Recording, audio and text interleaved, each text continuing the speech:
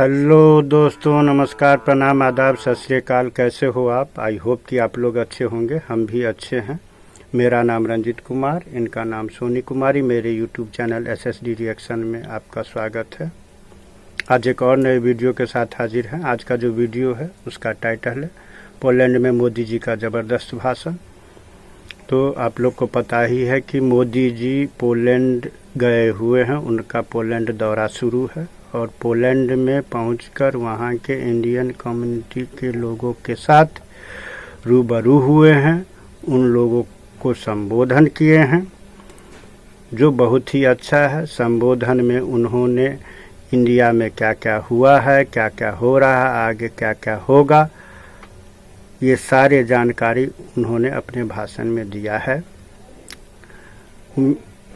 दशकों बाद कहा जा रहा है कि 45 साल बाद कोई प्रधानमंत्री पोलैंड का दौरा किया है, अतः ये दौरा उनका अहम है।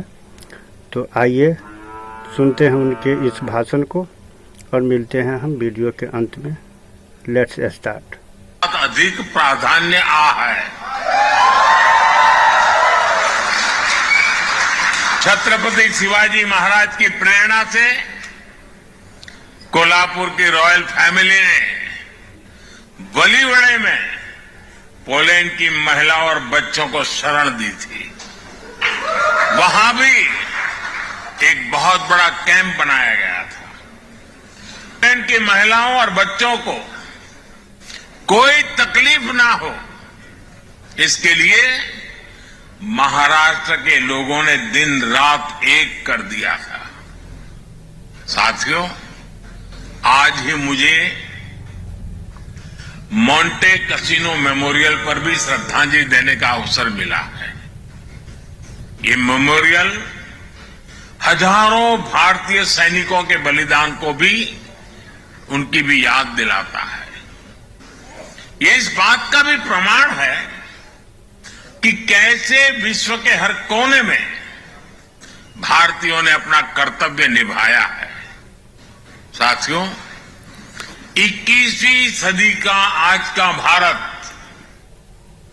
अपनी पुरानी वैल्यूज, अपनी विरासत पर गर्व करते हुए विकास के रास्ते पर आगे बढ़ रहा है।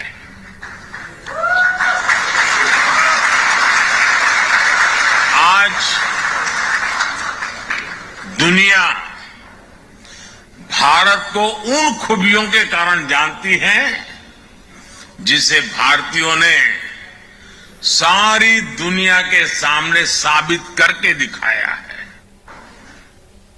हम भारतीयों को एफर्ट्स, एक्सेलेंस और एम्पैथी के लिए जाना जाता है।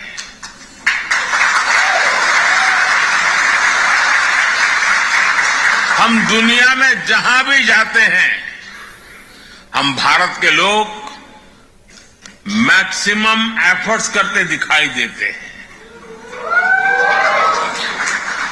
एंटरप्रेन्योरशिप हो, केयर गिवर्स हो या हमारा सर्विस सेक्टर हो, भारतीय अपने एफर्ट से अपना और अपने देश का नाम रोशन कर रहे हैं। ये मैं आपकी बात बता रहा हूं।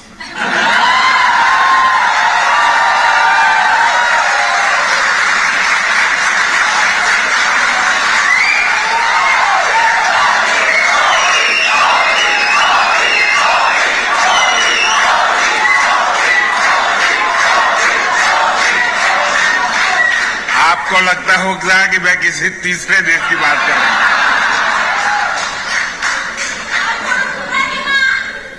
पूरी दुनिया में भारतीय एक्सेलेंस के लिए भी पहचाने जाते हैं।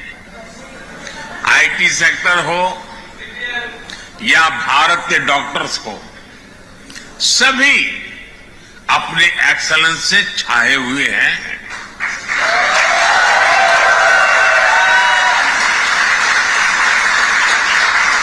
और कितना बड़ा ग्रुप तो मेरे सामने ही मौजूद है।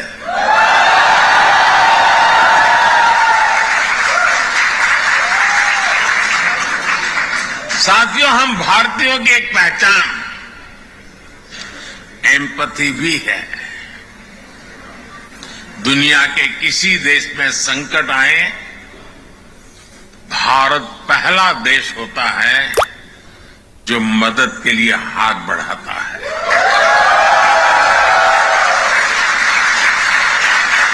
कोविड आया, 100 साल की सबसे बड़ी आपदा आई, तो भारत ने कहा ह्यूमैनिटी फर्स्ट। हमने दुनिया के 150 से ज्यादा देशों को दवाइयां और वैक्सीन भेजी। दुनिया में कहीं भी भूकंप आता है, कोई प्राकृतिक आपदा आती है, भारत का एक ही मंत्र है, ह्यूमैनिटी। कहीं युद्ध हो तो भारत कहता है ह्यूमैनिटी, और इसी भाव से भारत दुनिया भर के नागरिकों की मदद करता है। भारत हमेशा फर्स्ट रिस्पॉन्डर के रूप में सामने आता है। साथियों, भारत बुद्ध की विरासत वाली धरती है।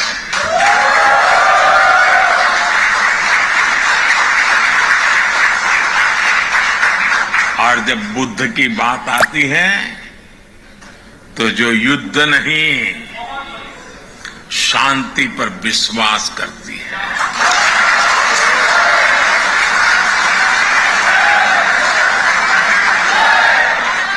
और इसलिए भारत इस रीजन में भी स्थायी शांति का एक बड़ा पैरोकार है।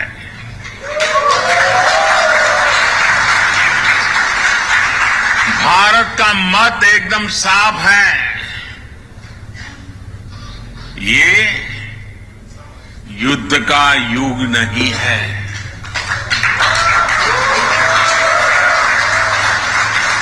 ये उन चुनौतियों से निपटने के लिए एकजुट होने का समय है, जिनसे मानवता को सबसे बड़े खतरे हैं। इसलिए भारत डिप्लोमेसी और डायलॉग पर बल दे रहा है। साथियों, जिस प्रकार आपने यूक्रेन में फंसे हमारे बच्चों की मदद की, वो भी हम सभी ने देखा है।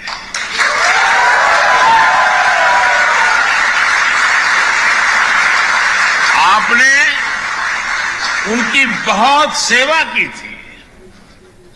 आपने लंगर लगाए, आपने अपने घर के दरवाजे खोले, अपने रेस्तरां खोल दिए।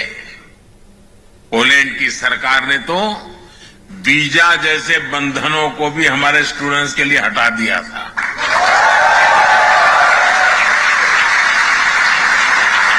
यानी पोलैंड ने पूरे मन से हमारे बच्चों के लिए दरवाजे खोल दिए थे। आज भी जब मैं यूक्रेन से लौटे बच्चों से मिलता हूं तो वे पोलैंड के लोगों की और आपकी खूब प्रशंसा करते हैं।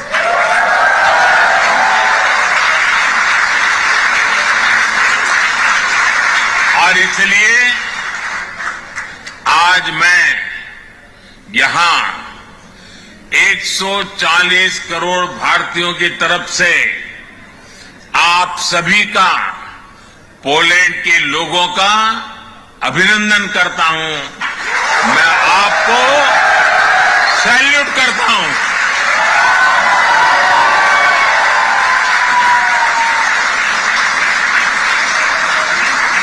साथियों, भारत और पोलैंड के समाज में अनेक समानताएं हैं। एक बड़ी समानता हमारी डेमोक्रेसी की भी है। भारत मदर ऑफ डेमोक्रेसी तो है ही, एक पार्टिसिपेटिव और वाइब्रेंट डेमोक्रेसी भी है।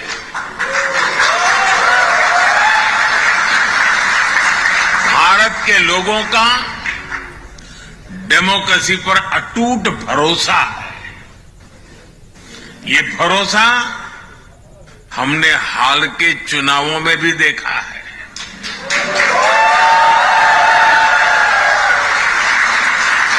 ये इतिहास के सबसे बड़े चुनाव थे। अभी यूरोपियन यूनियन के भी चुनाव हुए हैं। इसमें करीब 180 मिलियन वोटर्स ने वोट डाले। भारत ने इसे 3 गुना से अधिक, करीब 640 मिलियन वोटर्स ने वोटिंग की है।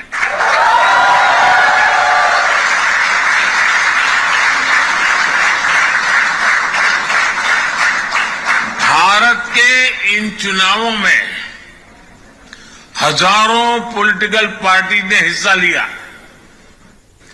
करीब 8,000 कैंडिडेट्स मैदान में थे। 5 मिलियन से ज्यादा वोटिंग मशीन्स, 1 मिलियन से ज्यादा, 15 मिलियन से ज्यादा कर्मचारी। इस स्केल का मैनेजमेंट, इतनी एफिशिएंसी और चुनाव पर इस लेवल का ट्रस्ट, ये भारत की बहुत बड़ी ताकत है।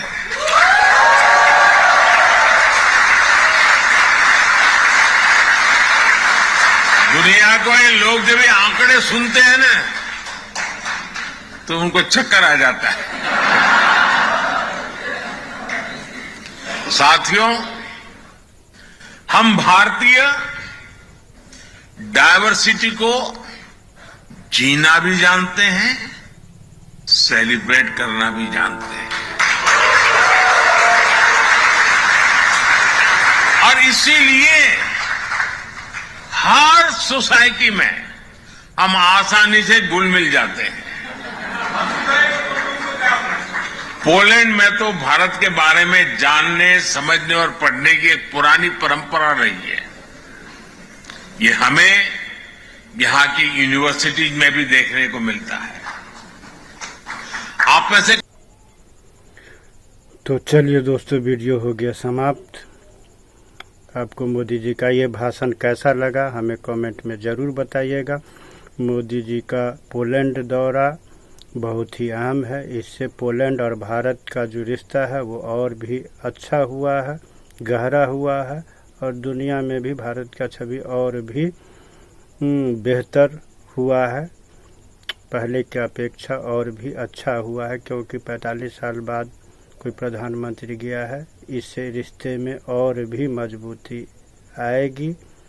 तो चलिए मिलते हैं किसी और वीडियो के साथ। आपको कैसा लगा मोदी जी का भाषण हमें कमेंट में ज़रूर बताइएगा। तब तक के लिए tata, bye bye and take care.